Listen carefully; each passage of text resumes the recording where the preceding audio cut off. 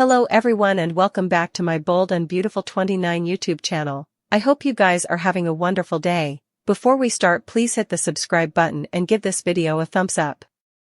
Steffy stressed double the evil trouble while Electra made a revengeful Luna move.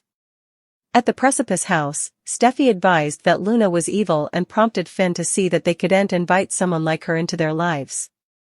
Although Steffy wished effects could be different for Finn's sake, she knew Luna couldn't be fixed. Finn assured Steffy that he understood just before Taylor arrived and joined the discussion. Steffy was determined to put Luna back behind bars and felt Sheila belonged there as well. Finn wound up flashing back to vital moments with Sheila and Luna, both good and bad. Still, Finn didn't suppose Luna was relatively such like Sheila, who refused to give up. Steffy upset Luna would be patient like her grandmother, so she formally again stressed the peril and made it clear that Luna had to be kept at a distance. In the apartment above Il Giardino, Sheila claimed that just because Luna had done terrible effects didn't mean she was a terrible person. Sheila also allowed. She'd been allowed to get down with her own miscalculations because fate was leading her to granddaughter now. After Luna thanked Sheila for her support, talk turned to her recent play for Will. Luna claimed Will demanded a real woman rather of Electra since she was shutting him down in the bedroom. Since Luna made a vaticination about Will being her future, Sheila was ready to help her achieve her romantic thing. At Forrester Creations, Electra flipped out over Will's concession about Luna throwing herself at him. Although Will assured Electra that he shut Luna down, she demanded to know exactly what was said. Will admitted that Luna offered to give him whatever he wanted and demanded. Electra realized Luna had been hearkening in on their earlier discussion and was taking advantage of her not being ready for the coming step. Will reiterated that he rejected Luna, but Electra remained worked up and ultimately realized Luna might have been at Il Giardino to see her new grandmother. After Will was summoned to the mailroom, Electra headed to the eatery and asked a server about Sheila. Once Electra learned Sheila was in the apartment upstairs, she headed over there. Luna hid as Sheila answered the door, but she let her presence be known since Electra was looking for her. After Electra mentioned getting updates from Will, she advised Luna to back off or differently she'd lament it. Luna stood there looking regaled over Electra's attempt to hang her. At Forrester Creations again, Will flashed back to some special moments in his love story with Electra. That put a smile on Will's face, but he eventually wound up deep in study over Luna's recent flirting.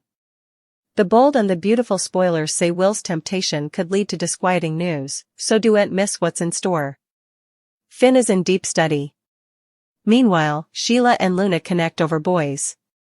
The drama is ramping up in Los Angeles. Will did the right thing. He told his gal what happened at Il Giardino. He ran into Luna, who was on the prowl. She honed in on Will and asked him to be in a Musketeers with benefits relationship. Will meddled with Luna's head before telling her to back off. Electra's nearly exploded when he told her that Luna came on to him. She realized that Luna had eavesdropped their discussion about taking effects to the coming position. Now that Luna knows that Electra doesn't want to go all the way with Will, she'll do whatever it takes to get him. Electra was fired up over this disclosure. She showed a side of herself that we've no way seen ahead. Suddenly, she set up her passion. Electra wondered why Luna was at Il Giardino in the first place. Will told Electra not to let Luna get to her head. He wants no bone to come between them. But Commodity tells us that Commodity is stirring inside of Electra. She wanted to make sure that Luna got the communication. Meanwhile, Finn and Steffy talked about Luna. Steffy assured him that Luna would no way hurt their family. Finn looked like he was in deep study. Is he having alternate studies? He knows that Luna would be better off with a father in her life. But which family does Finn want in his life? Does he want a family life with Steffy? Or does he want to get to know his son? Luna returned to Sheila's apartment for some boy talk. Sheila wanted to know further about Luna's crush on Will. That's when Luna revealed her run heft with Will. She explained that she eavesdropped Electra and Will's discussion about going all the way. Luna learned that Electra wasn't willing. Luna believes she can give Will everything he wants and further. She doesn't want to have a fun fling. Luna's thing is for Will to fall in love with her. Sheila will surely use this information to her advantage. Meanwhile, they got a surprise caller. Electra snappily showed up to Sheila's apartment with a warning for her granddaughter. She's poking the bear, which could have deadly results. Who knows what this new supervillain brace will pull off? Finn disaccorded, Luna giving her Grams the hot goss, and Electra taking matters into her own hands. Steffy and Finn formally again committed to keeping Luna out of their lives, anyhow of Finn's connection to her. As much as Finn was agreeable out loud, it was clear he was still floundering internally. That came indeed more apparent when Taylor showed up and gave her own bored 2 cents on Finn's long-lost child. He was outwardly uncomfortable hail Taylor personality his son and indeed more so when Taylor went off about Luna and Sheila. Finn also took a mini walk down memory lane. His pledge to be there for Luna, his first meeting with Sheila and all the trouble and trauma they caused.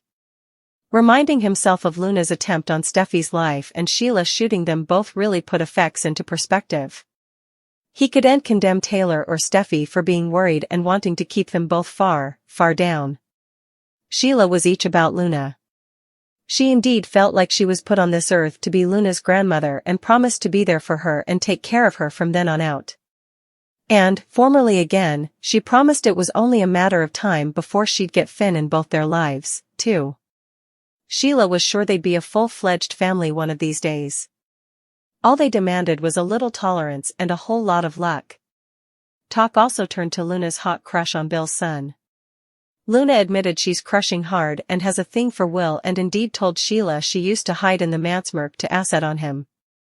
Also, she dove into all the dirty little details of her hassle Will dispenser heir at law at the eatery. She didn't, still, admit that Will had told her off and demanded that she leave him alone. Over in the design room, Electra and Will gabbled about Luna coming on to him. Why would she indeed try? Especially knowing Will is a veritably important taken man. Commodity was sitting right. On top of that, Electra was taken suddenly. How dare this killer indeed suppose she has a chance with her swain? She made Will tell her everything, word for word, and fumed over every word. Not only was Luna throwing herself at Will, but she was also offering herself up on a tableware server and was willing to do all the effects that Electra was not. Will assured her she had nothing to worry about. Not only was he willing to take effects slow with her, but there was also no way he'd ever be with a girl like Luna. He kissed her sweetly before going off to the correspondence room.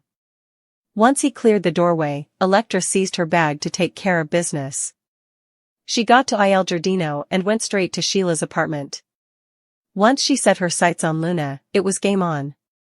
Electra demanded Luna steer clear of her swain. All Luna could do was giggle in her face. Back in the design room, Will looked back on his big moments with Electra. And Luna's offer. As Steffy prepares to celebrate her anniversary with Finn, Luna continues to work on Bill and Finn wants Poppy to be honest with him for a change. Will she confess the whole verity? Taylor and Ridge are still happily reunited and realize that their son has Commodity to celebrate as well. Your anniversary. Taylor remarks as Ridge realizes the date is coming up as well. Sitting on the settee, Steffy shafts at her parents. I'm looking forward to being with my hubby, she declares brightly. Of course, whenever anyone is this happy on a cleaner, it's only a matter of time before the other shoe drops. Lee was so convinced that Jack was Luna's father that she was left fully stupefied when the maternity test proved her wrong. But if Tom, Bill, and Jack are Aunt Poppy's baby daddy, also who is? We're still left with a riddle, Lee admits to Finn. Who's Luna's father? Luna continues to get her bases forcefully under the table at Bill's home. We understand each other, she insists. I suppose I can help. But should Bill accept the backing of the youthful woman who made him believe he was her father?